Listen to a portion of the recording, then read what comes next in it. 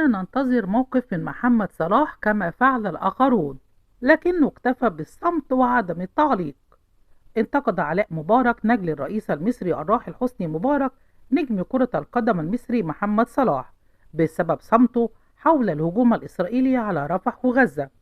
ونشر علاء مبارك على حسابه الرسمي على منصة إكس: محمد صلاح نجم ليه شعبية كبيرة، بنحبه وبنفتخر بيه، بنتابع مبارياته مع نادي ليفربول، حقق نجاحات كبيرة في عالم كرة القدم لا يختلف عليه أحد.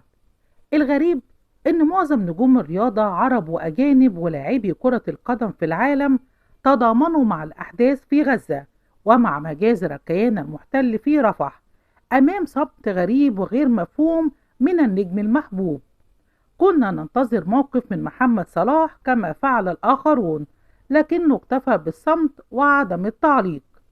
ووجه نجل مبارك رسالة ختامية إلى محمد صلاح وقال: النجم المحبوب، الصمت ليس مطلوب في كل الأحوال، فبعض المواقف لا يحق للإنسان أن يصمت فيها، خاصة ونحن أمام مجازر بشعة ضد مدنيين عزل وجيش يقتل الطفولة بدم بارد.